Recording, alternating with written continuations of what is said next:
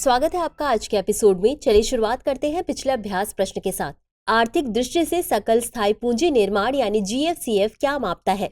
ए, देश में किसी निश्चित अवधि के दौरान उत्पादित वस्तुओं और सेवाओं का कुल मूल्य। बी, इन्वेंट्री परिवर्तनों को छोड़कर किसी अर्थव्यवस्था में किसी निश्चित अवधि में भौतिक परिसंपत्तियों में शुद्ध वृद्धि।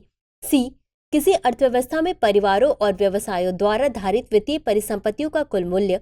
या डी, किसी अर्थव्यवस्था में परिवारों द्वारा उपभोक्ता वस्तुओं और सेवाओं पर किया जाने वाला कुल व्यय। इस प्रश्न का सही उत्तर है विकल्प बी। चलिए देखते हैं इसके विश्लेषण को। सकल स्थायी पूंजी निर्माण यानी जीएफसीएफ इन्वेंट्री परिवर्तनों को छोड़कर किसी अर्थव्यवस्था में किसी निश्चित अवधि में भौतिक परिसंपत्तियों में शुद्ध वृद्धि की माप करता है। इसमें अचल पूंजी की खपत मूल्यह्रास को शामिल नहीं किया जाता है। अचल संपत्ति का तात्पर्य निर्माण, मशीनरी और उपकरण से है। यह अर्थव्यवस्था में निवेश का एक प्रमुख संकेतक है और इसका उपयोग इन्वेंट्री में परिवर्तनों को छोड़कर अचल परिसंपत्तियों में निवेश के स्तर का आकलन करने के लिए किया जाता है। अतः विकल्प बी सही है। तो चलिए शुरुआत करते हैं आज के एपिसोड की पहले प्रश्न के साथ। जीएसटी परिषद निम्नलिखित में से किस पर केंद्र और राज्यों को सिफारिशें करती है? एक, ये वस्तुएं और सेवाएं जिन्हें जीएसटी के अधीन किया जा सकता है या छूट दी जा सकती है। दो, मॉडल जीएसटी कानून। 3, जीएसटी दरें जिनमें बैंड के साथ फ्लोर दरें शामिल हैं। 4, कुछ राज्यों के लिए विशेष प्रावधान। नीचे दिए गए कूट का उपयोग करके सही उत्तर चुनिए। ए केवल 1 और 2, बी केवल 2 और 3, सी केवल 1, 2 और 3, डी 1, 2, 3 और 4। इस प्रश्न का सही उत्तर है विकल्प डी 1, 2, 3 और 4। चलिए देखते हैं इसके विश्लेषण को। जीएसटी परिषद अनुच्छेद 279 में वस्तु एवं सेवा कर यानी जीएसटी परिषद का प्रावधान है। इसे संविधान 101वां संशोधन अधिनियम 2016 द्वारा शामिल किया गया था। अनुच्छेद 279 ए की धारा 4 के अनुसार जीएसटी परिषद जीएसटी से संबंधित महत्वपूर्ण मुद्दों पर संघ और राज्यों की सिफारिशें करती है, जैसे वे वस्तुएं और सेवाएं जो जीएसटी के अधीन हो सकती हैं या उनसे छूट प्राप्त हो सकती है। मॉडल जीएसटी कानून आपूर्ति स्थान को नियंत्रित करने वाले सिद्धांत, बैंड के साथ फ्लोर दरों सहित जीएसटी दरें, प्राकृतिक आपदाओं या विपत्तियों के दौरान अतिरिक्त संसाधन जुटाने के लिए विशेष दरें, कुछ राज्यों के लिए विशेष प्रावधान। अतः विकल्प डी सही है। अगला प्रश्न है, सोनोरा 64 और लेरमा रोजो 64A शब्द अक्सर समाचारों में देखा जाता है। यह विभिन्न प्रकार का ए गेहूं है, बी चावल है, सी कपास है, डी तिलहन है। इस प्रश्न का सही उत्तर है विकल्प ए गेहूं है। चलिए देखते हैं इसके विश्लेषण को। सोनोरा 64 और लेरमा रोजो 64A। सोनोरा 64 और लेरमा रोजो 64A गेहूं की बौनी किस्म थी जो मैक्सिको से भारत लाई गई थी। भारत में गेहूं उत्पादन बढ़ाने की संभावना का आकलन करने के बाद मैक्सिको से 5 बौनी गेहूं किस्मों को भारत में लाया गया। वे हैं लेरमा रोजो 64, सोनोरा 63, सोनोरा 64, मेयो 64 और S227। उनमें बौनेपन के जीन मौजूद हैं जिससे भारत में बौनेपन की उच्च संभावना है। अतः विकल्प ए सही है। अगला प्रश्न है, रक्षा योजना समिति यानी डीपीसी के संबंध में निम्नलिखित कथनों पर विचार कीजिए। 1, इसकी स्थापना चीफ ऑफ स्टाफ कमेटी के अध्यक्ष की अध्यक्षता में की गई थी। 2, थल सेनाध्यक्ष, वायु सेनाध्यक्ष और नौ सेनाध्यक्ष इसके सदस्यों में शामिल हैं। 3, इसे राष्ट्रीय सुरक्षा रणनीति तैयार करने का काम सौंपा गया है। उपर्युक्त में से कौन सा या कौन से कथन सही है या सही है? ए केवल 1 और 2, बी केवल 2, सी केवल 2 और 3, डी 1, 2 और 3। इस प्रश्न का सही उत्तर है विकल्प सी केवल 2 और 3। चलिए देखते हैं इसके विश्लेषण को। रक्षा योजना समिति यानी डीपीसी, इसकी स्थापना राष्ट्रीय सुरक्षा सलाहकार की अध्यक्षता में की गई थी। अतः कथन 1 सही नहीं है। इसके प्रमुख सदस्यों में शामिल हैं थल सेनाध्यक्ष, वायु सेनाध्यक्ष और नौ सेनाध्यक्ष, रक्षा सचिव, विदेश सचिव, वित्त मंत्रालय के सचिव, मुख्यालय एकीकृत रक्षा स्टाफ। अतः कथन 2 सही है। इसे कम से कम 5 अलग अलग ड्राफ्ट तैयार करने का काम सौंपा गया है जिनमें शामिल है राष्ट्रीय सुरक्षा रणनीति। अतः कथन 3 सही है। रणनीतिक रक्षा समिति और सिद्धांत, अंतर्राष्ट्रीय रक्षा जुड़ाव रणनीति, रक्षा विनिर्माण पारिस्थितिकी तंत्र बनाने का रोड मैप, रक्षा निर्यात को बढ़ावा देने की रणनीति। अगला प्रश्न है, हाइब्रिड और इलेक्ट्रिक वाहनों को तेजी से अपनाने तथा विनिर्माण योजना चरण 2 के संबंध में निम्नलिखित कथनों पर विचार कीजिए। 1, इसे जलवायु परिवर्तन पर राष्ट्रीय कार्य योजना के तहत लॉन्च किया गया था। 2, यह वित्तीय सहायता प्रदान करके इलेक्ट्रिक और हाइब्रिड वाहन खरीद को प्रोत्साहित करता है। 3, यह चार्जिंग इंफ्रास्ट्रक्चर को भी वित्त पोषित करता है। उपर्युक्त में से कितने कथन सही हैं? ए केवल 1, बी केवल 2, सी सभी 3, डी कोई भी नहीं। इस प्रश्न का सही उत्तर है विकल्प बी केवल 2। चलिए देखते हैं इसके विश्लेषण को। हाइब्रिड और इलेक्ट्रिक वाहनों को तेजी से अपनाने तथा विनिर्माण योजना चरण 2। राष्ट्रीय इलेक्ट्रिक मोबिलिटी मिशन के तहत हाइब्रिड और इलेक्ट्रिक वाहनों को तेजी से अपनाने तथा विनिर्माण के लिए योजना चरण 2 शुरू की गई थी, अतः कथन 1 सही नहीं है।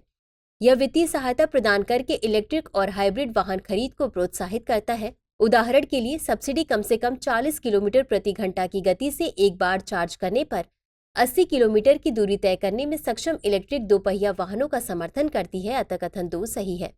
यह चार्जिंग इंफ्रास्ट्रक्चर को भी वित्त पोषित करता है। वाहन के साथ चार्जिंग इंफ्रास्ट्रक्चर को एकीकृत करके एक सहज चार्जिंग अनुभव सुनिश्चित किया जाता है, अतः कथन 3 सही है। अगला प्रश्न है, क्रय प्रबंधक सूचकांक यानी PMI का मुख्य उद्देश्य निम्नलिखित में से कौन सा है? ए. शेयर बाजार के प्रदर्शन को मापने के लिए, बी. मुद्रास्फीति दर का मूल्यांकन करने के लिए, सी. विनिर्माण और सेवा क्षेत्रों के आर्थिक स्वास्थ्य का आकलन करने के लिए, या डी. बेरोजगारी दर का निर्धारण करने के लिए। इस प्रश्न का सही उत्तर है विकल्प सी। चलिए देखते हैं इसके विश्लेषण को। क्रय प्रबंधक सूचकांक यानी PMI यह एक व्यापक रूप से प्रयुक्त आर्थिक संकेतक है जो किसी देश के विनिर्माण और सेवा क्षेत्र के स्वास्थ्य का आकलन करता है। मासिक रूप से प्रकाशित होने वाली यह पत्रिका वर्तमान आर्थिक स्थितियों के बारे में समय पर जानकारी प्रदान करती है तथा त्वरित निर्णय लेने में सहायता करती है। 50 से ऊपर का आंकड़ा क्षेत्रीय विस्तार को दर्शाता है, जबकि 50 से नीचे का आंकड़ा संकुचन को दर्शाता है, जो आर्थिक प्रवृत्तियों की स्पष्ट तस्वीर प्रस्तुत करता है।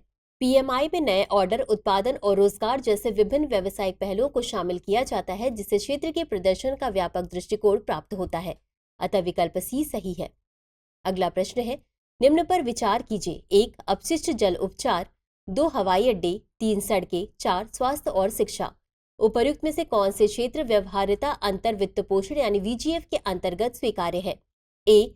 केवल 1 और 2, बी. केवल 2 और 3, सी. केवल 1, 2 और 3, डी. 1, 2, 3 और 4। इस प्रश्न का सही उत्तर है विकल्प डी, 1, 2, 3 और 4। चलिए देखते हैं इसके विश्लेषण को।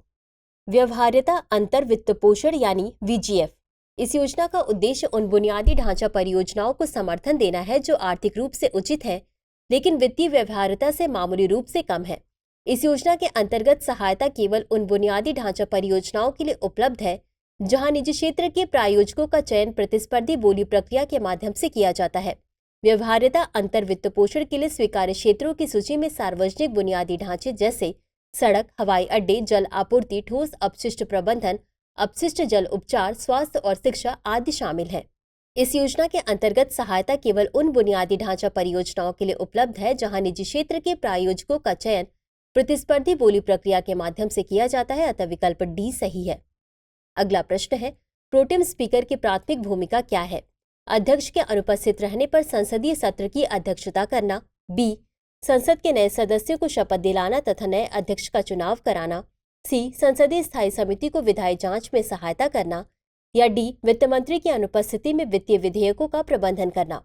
इस प्रश्न का सही उत्तर है विकल्प बी। चलिए देखते हैं इसके विश्लेषण को। प्रोटेम स्पीकर की नियुक्ति राष्ट्रपति द्वारा संविधान के अनुच्छेद 95 की धारा 1 के तहत की जाती है, जो अध्यक्ष के चुनाव तक उसके कर्तव्यों का पालन करता है। प्रोटेम स्पीकर के कर्तव्य। प्रोटेम स्पीकर लोकसभा की प्रथम बैठक की अध्यक्षता करता है और नवनिर्वाचित सांसदों को पद की शपथ दिलाता है। स्पीकर तथा डिप्टी स्पीकर के लिए मतदान प्रक्रिया का संचालन करता है। वह फ्लोर टेस्ट भी आयोजित करता है, अतः विकल्प बी सही है। अगला प्रश्न है, राष्ट्रीय फोरेंसिक विज्ञान विश्वविद्यालय के संदर्भ में निम्नलिखित कथनों पर विचार कीजिए। 1. यह फोरेंसिक विज्ञान को समर्पित दुनिया का पहला और एकमात्र विश्वविद्यालय है। 2. इसकी स्थापना वर्ष 2009 में गुजरात फॉरेंसिक साइंसेज यूनिवर्सिटी के रूप में की गई थी और बाद में वर्ष 2020 में इसका नाम बदलकर NFSU कर दिया गया। उपर्युक्त में से कौन सा या कौन से कथन सही नहीं है या नहीं है? ए केवल 1, बी केवल 2, सी 1 और 2 दोनों, डी न तो 1 और न ही 2। इस प्रश्न का सही उत्तर है विकल्प डी, न तो 1 और न ही 2। चलिए देखते हैं इसके विश्लेषण को। नेशनल फॉरेंसिक साइंसेज यूनिवर्सिटी यानी NFSU फॉरेंसिक विज्ञान को समर्पित विश्व का पहला और एकमात्र विश्वविद्यालय है, अतः कथन 1 सही है।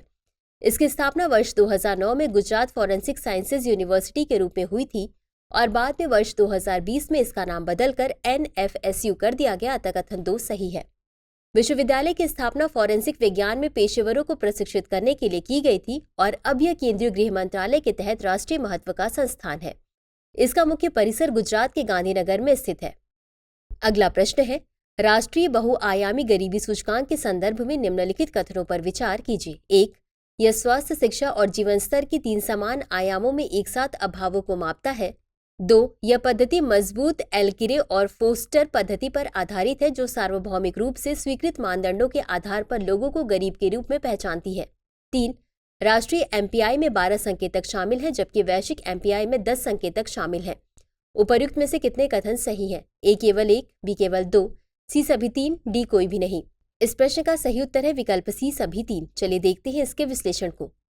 राष्ट्रीय बहुआयामी गरीबी सूचकांक यह स्वास्थ्य, शिक्षा और जीवन स्तर के 3 समान रूप से भारित आयामों में एक साथ अभावों को मापता है, अतः कथन 1 सही है। यह कार्यप्रणाली मजबूत एल्किरे और फोस्टर पद्धति पर आधारित है, जो सार्वभौमिक रूप से स्वीकृत मैट्रिक्स के आधार पर लोगों को गरीब के रूप में पहचानती है, अतः कथन 2 सही है। राष्ट्रीय एमपीआई 12 संकेतकों को कवर करता है, जबकि वैश्विक एमपीआई 10 संकेतकों को कवर करता है, अतः कथन 3 सही है। राष्ट्रीय एमपीआई के 12 संकेतक हैं पोषण, बाल एवं किशोर मृत्यु दर, मातृ स्वास्थ्य, स्कूली शिक्षा के वर्ष, स्कूल में उपस्थिति, खाना पकाने का ईंधन, स्वच्छता, पेयजल, विद्युत, आवास, परिसंपत्तियां और बैंक। अगला प्रश्न है, घरेलू आय के बारे में एंजल का नियम मुख्यतः क्या कहता है? ए. जैसे जैसे आय बढ़ती है, भोजन पर व्यय की जाने वाली आय का अनुपात बढ़ता है। बी. जैसे जैसे आय बढ़ती है, भोजन पर व्यय की जाने वाली आय का अनुपात घटता है। सी. जैसे जैसे आय बढ़ती है, विलासिता की वस्तुओं पर व्यय की जाने वाली आय का अनुपात घटता है। डी. जैसे जैसे आय बढ़ती है, आवास पर व्यय की जाने वाली आय का अनुपात घटता है।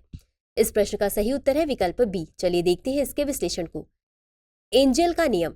एंजल का नियम एक आर्थिक सिद्धांत है जो घरेलू आय और वस्तुओं या सेवाओं पर व्यय के बीच संबंध का वर्णन करता है। इसमें कहा गया है कि जैसे जैसे परिवार की आय बढ़ती है, भोजन पर व्यय की जाने वाली आय का अनुपात घटता जाता है, यद्यपि भोजन पर कुल व्यय बढ़ता जाता है। इसका तात्पर्य यह है कि खाद्यान्न की मांग की आय लोच सकारात्मक है, लेकिन 1 से कम है, अतः विकल्प बी सही है। तो चलिए अंत में देखते हैं आज के अभ्यास प्रश्न को। रणनीतिक गठबंधन समझौता यानी SAA शब्द अक्सर समाचारों में निम्नलिखित संदर्भों में देखा जाता है। ए. संयुक्त राज्य अमेरिका, सऊदी अरब, बी. रूस, चीन, सी. रूस, उत्तर कोरिया, डी. पाकिस्तान, तुर्की। इस प्रश्न का उत्तर कमेंट बॉक्स में जरूर दें। आज के लिए बस इतना ही। धन्यवाद। डियर व्यूअर्स, अपने एग्जाम की तैयारी को और बेहतर करने के लिए हमारे चैनल को लाइक, शेयर और सब्सक्राइब करना न भूलें।